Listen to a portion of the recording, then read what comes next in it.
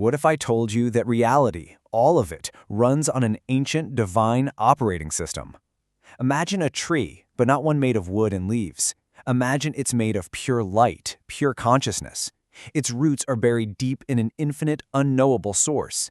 Its trunk is this colossal bridge connecting the highest heavens to our world. And its branches, well, they spread out through countless universes. This isn't just a nice poem. According to the deepest wisdom, this is the Torah. And the Torah itself hands us the master key right here. For a man is a tree of the field. Now the sages, they tell us this is way more than a metaphor. This is the secret architecture of our own existence. Our souls are literally branches of this cosmic tree. You see, we're not separate from it at all. We are fundamentally rooted in it. So when we engage with Torah, we're not just reading a book. We're actually climbing our own branches, tracing our own consciousness back to its source, back to the very heart of what they call the Elana Kadisha, the holy tree. So how do we even begin to explore something this vast? Well, we've broken it down into 6 parts. We're going to start with the big picture, looking at Torah as this cosmic system. Then we'll talk about how to navigate its protective outer layers. From there, we'll dive into its body, the Sephirot, and then go even deeper, to its very soul, the Pnimut. We'll even see how this can be a blueprint for our own consciousness. And finally, we'll get into the dynamic codes of number and color that make the whole thing come alive.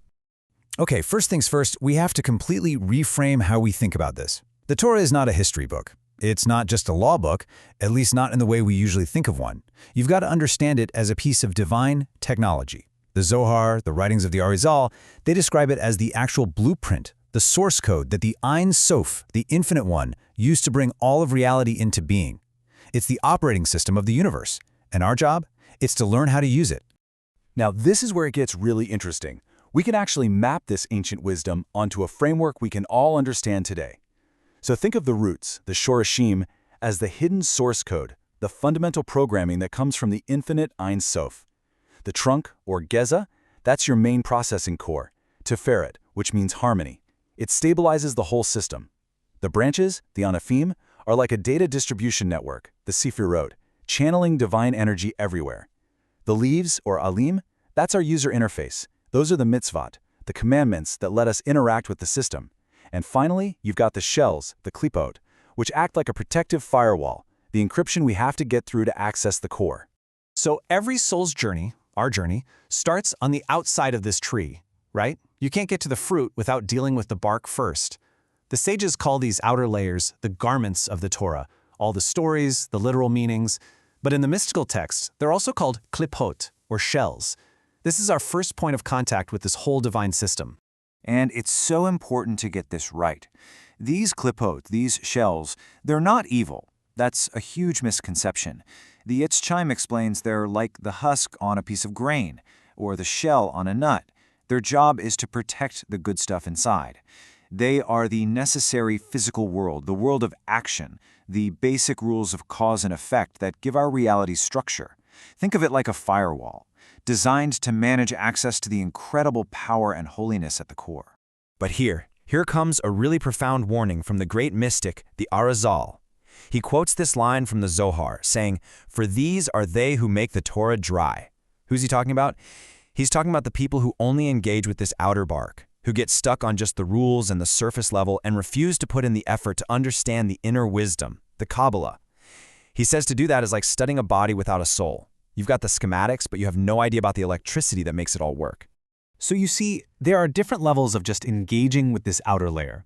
The texts explain that you have the common people who connect with the simple stories and the basic laws. That's like interacting with the Torah's outer clothes. Then you have the brilliant scholars of the Talmud who analyze the law, the halacha, in incredible detail. That's a much deeper connection. It's like grasping the very body of the Torah. But here's the key. All of this, from the simplest bedtime story to the most complex legal argument, it all takes place within the world of the tree of knowledge of good and evil. It's the realm of duality, pure and impure, allowed and forbidden, the world governed by the great angel Metatron, the divine servant.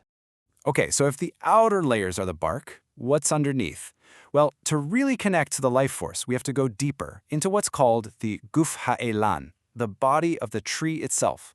And this body is a magnificent divine system of 10 luminous channels of energy known as the Sephirot. This is the core architecture that brings all divine flow into our world. You have to picture the Sephirot as a cascade of a single, unified divine life. It all begins in this superconscious realm. First, you have Keter, the crown. This is the primal will, the very first impulse of I will create. Then, from that, a flash of lightning. That's Chakma, wisdom, a pure, brilliant, raw idea. And then Bina, understanding, which takes that flash, that seed of an idea, and expands it, gives it structure and depth. It's like a mother building a palace for a king. This is the hidden processing of the divine mind, and from there, it flows down into the world of emotion. And right here is where we see that divine idea become a structured reality. The energy flows from that intellectual realm we just talked about into the emotional attributes. Chesed, which is boundless, expansive love. Gevurah, which is disciplined strength and structure. And Tiferet, the perfect, beautiful harmony between them. From there, it flows down again into Netzach, endurance, Hod, splendor, and Yesod, the foundation, which funnels all these energies together. And where does it all end up? In Malchut, the kingdom, our physical world, the place where the divine plan finally touches ground and manifests. This whole 10-part structure, that's the body of the tree. But just like a human body isn't just a body, it has a soul, this cosmic tree has a soul too. Inside the wood, there's the life sap. This is what the Kabbalists call the Pnimiyut, the innerness, the hidden dimension, the secret heart of the Torah. And this isn't about the rules of the system anymore. This is about the living, breathing consciousness that makes the whole system run. King Solomon wrote, "It is a tree of life to those who grasp it." The Zohar unpacks this verse with an absolutely breathtaking secret. It says the tree of life itself, the Etz Chaim, is the wisdom of Kabbalah. To grasp the tree of life means to study the inner dimensions of Torah. It's the difference between reading the user manual for a supercomputer and having a direct line to the divine programmer. It's the direct experience of godliness, not just studying the footnotes about it. So let's put these two side by side, because this contrast is everything. The tree of knowledge, that's the realm of duality. Good/evil, right/wrong, permitted/forbidden. Its whole focus is on the external rules and forms. But the tree of life, that's the realm of pure unity, of oneness. Its focus is on the inner essence, the soul of it all. So what does that mean for us, right here, right now? It means in every moment we have a choice. We can operate from a place of rules and separation, or we can try to tap into that deeper well of unity and divine flow. Okay, to make this even more practical, let's try to reframe this whole cosmic structure in a couple of very different, very modern ways. We can actually look at this journey into the heart of the Torah as both a kind of game you can master and a system you can engineer. All right, so for the young explorers out there, or just the kid in all of us, think of reality as the ultimate video game. Level 1, you're in the outer courtyard. This is where you learn the basic rules of the game. The stories, the simple laws, the do's and don'ts. This is the world of the Tree of Knowledge. Then you get to level 2. You enter the castle. Now you're starting to understand the deep mechanics of the game, how the Sephirot work, how your actions have cosmic consequences, and finally, level 3, the throne room. This is for the masters, the ones who studied a Pnimiyut. They don't just play the game anymore. They get access to the source code. They become co-creators with the divine. Now for the cosmic engineers among us, this is the grand system architecture of consciousness itself. The outer laws, the halakha, they function like a super-stable protective firewall and a public API.